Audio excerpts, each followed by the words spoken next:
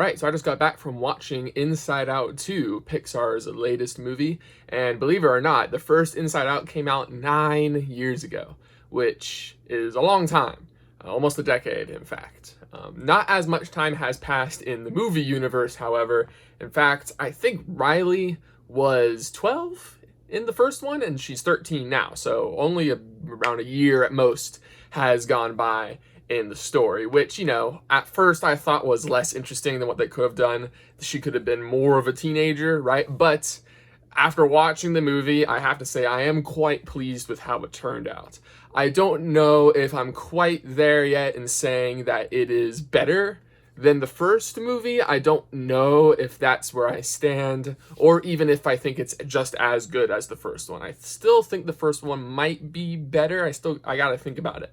But it is very refreshing to see a Pixar movie that I can sit back and say, yes, this deserves to be considered one of Pixar's great movies. This is a really good movie. I think it does a really good job of being just a tale, a fable, whatever you want to think of it, of, growing up and what it's like and how to deal with these new feelings that you have when you become a teenager. Like anxiety is the big one, but anxiety, envy, embarrassment, all of them.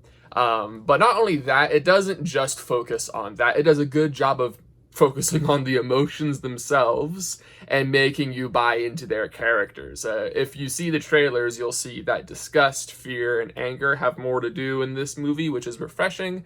And Joy is still the main character, but it's a similar arc to the first movie, but not similar enough where it feels like we're just repeating what has been done in the first movie. So I think it is still similar though, and I think that is one of the reasons why I don't think it's as good, because there is a little bit of repetition in the story beats here that I noticed from the first movie. Nothing that, made the movie bad in any way, but I did notice some repetitiveness in the story. But that being said, that's really my only negative. I guess the other negative could be that the stuff that's happening in the real world and Riley's world outside of her own head is very high school teen drama type sitcom situations. But that's not really a true negative, because the stuff that happens to Riley and the experiences that she goes through, a lot of the times I felt myself saying, oh, I've been there, or I've felt exactly how she's feeling right now. So they did a really good job of making, at least me, and I think the rest of the audience, putting them in Riley's shoes, remembering a time when you were a teenager, or when you were embarrassed, or when you were anxious, or when you were sad and happy and all this stuff. So yeah, honestly, there's not a lot I want to say here without spoiling too much of the story. But it's just a good Pixar movie, which it's good for adults. It's good for kids. I don't think it's good for young kids. There were quite a few young kids in my movie theater, and a couple of them are getting quite restless.